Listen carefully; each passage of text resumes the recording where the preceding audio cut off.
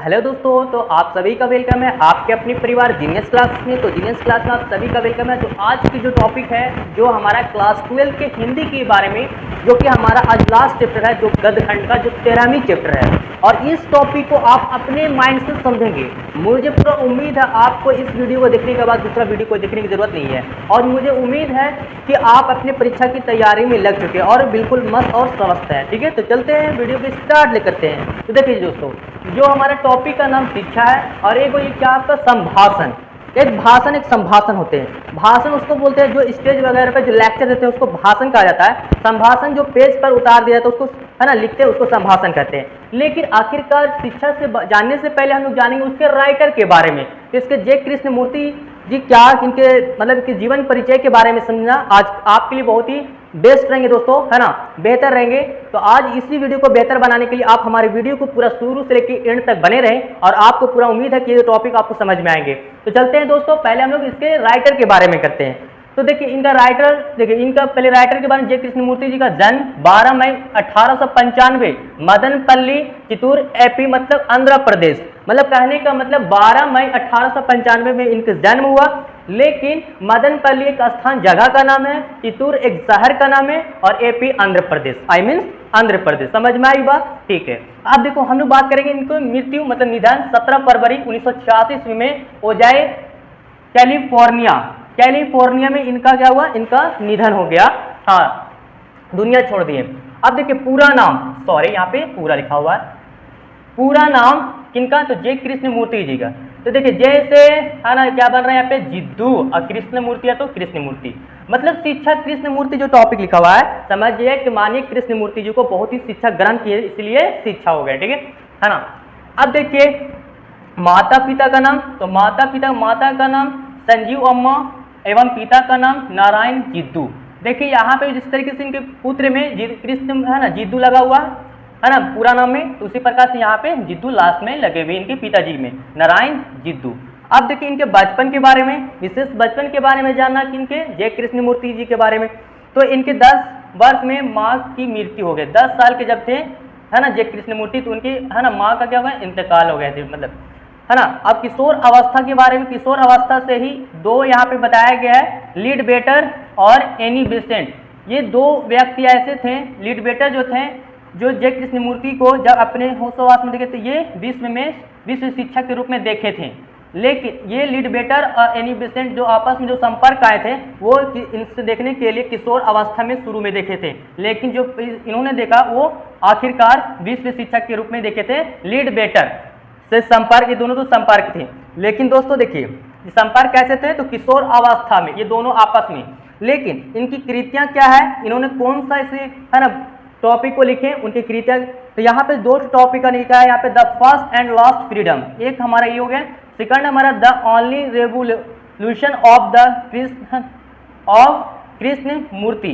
ये दो तो इनका जो कृतियां हैं लिखा हुआ जे कृष्णमूर्ति जी का। ओके, समझ में आई बात दोस्तों? देखिए समझ में आ गए हैं, तो अब आगे की टॉपिक हम लोग समझेंगे शिक्षा के बारे में। तो चलिए दोस्तों अब हम शिक्षा के ऊपर आते हैं। शिक्षा आखिर होता है क्या? जे कृष्णमूर्ति जी कहते हैं, उनका पहला प्रश्न भी रहता है और पहला उसका उत्तर भी, उन्हीं का उत्तर भी रहता है। तो बताते हैं, वो कहता है पहला प्रश्न इनका स्टेप में लिखा हुआ है कि शिक्षा का मतलब होता क्या है। शिक्षा का मतलब कहते हैं कि क्या जो कोई पढ़ लिख कर शिक्षा ग्रहण कर और जॉब वगैरह पाकर एक फिर शादी किया, फिर बाल बच्चे किए और फिर क्या हुआ, अपनी ज़िंदगी को गुजारने के लिए पत्नी रसोई घर में और पति काम पर, और कुछ दिन के बाद पता चले वो इंतकाल हो गया, मतलब मृत्यु हो गए। तो क्या ये शिक्षा है? तो ये कृष्णमूर्ति जी बोलते हैं नहीं, ये शिक्षा नहीं है। और आखिरकार शिक्षा का मतलब क्या ही होते हैं, वही बताते हैं कि शिक्षा के उसे कहते हैं जिसके अंदर भय ना हो।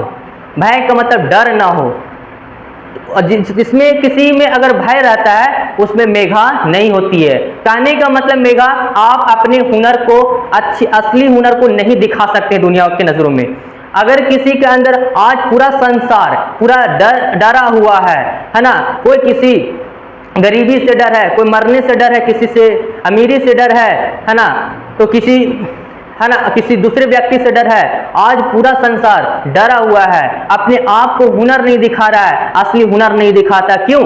क्योंकि उसके अंदर क्या है? भय है। और जहां कोई व्यक्ति सब बिना स्वार्थ, जिसके अंदर बिना स्वार्थ के साथ अपने किसी काम को लगा रहता है और अपने संपर्क तक का इंतजार करता है, वो शिक्षा होती है। तो यहाँ पे बताया गया है कि क्या हम पढ़ लिख करके जॉब वगैरह कर लेना, ये मेरा शिक्षा नहीं होती है।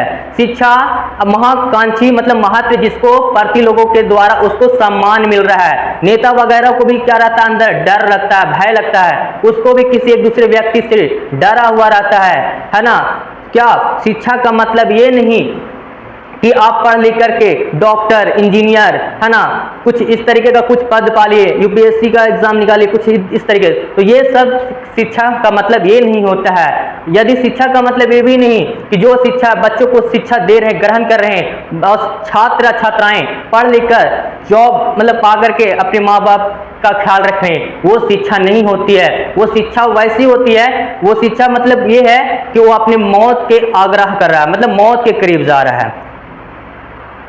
शिक्षा ये नहीं, शिक्षा उसे कहते हैं जो अपने बिना स्वार्थ, बिना डटे अपने कर्म को लगे रहना, मन से करना और पूरे अपने काम को पूरा संपर्क सही तरीके से उतरना। अब कहेंगे आप कि सर अगर शिक्षा का मतलब ये नहीं है तो आप हमारे समाज को भड़का रहे हैं। ऐसा नहीं है।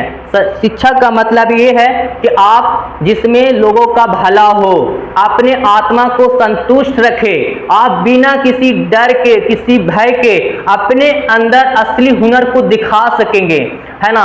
आप अगर डरे रहेंगे तो आप अपनी असली हुनर को लोगों के सामने नहीं दिखाएंगे।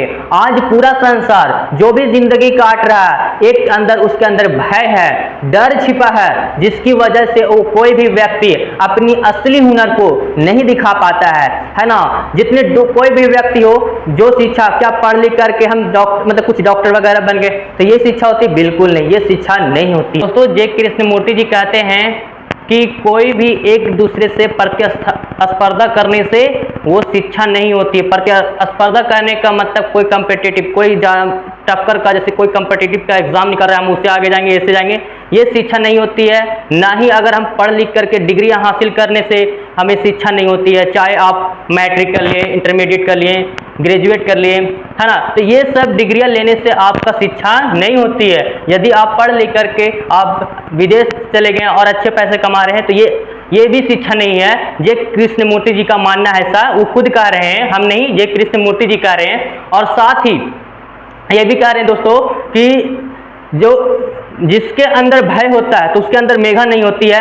और ये पूरा संसार क्या होता है? डरा हुआ होता है। जैसे एक शिक्षक जो होते हैं, छात्र के बारे में, जो छात्र अगर किसी प्रकार से वो अपना पढ़ेंगे नहीं तो उसको रिस्पॉन्स मिलेंगे, दबदबा, उसको भी डर है कि अगर हम नहीं करेंगे होमवर्क तो हमें शिक्षा बहुत ही हार्ड पनिशमेंट देंगे। तो इस तरीके से हमारा क्या होता है? इससे भी हमारा शिक्षा नहीं होती है। शिक्षा तो वो होती है जो स्वार्थ के और अपने होशोहवास और अपने कर्म के प्रति ही अस्पर्धक रूप से, अपने स्वार्थी रूप से अपने कर्मों को पूरा करता है और एक दिन संपन्न होता है।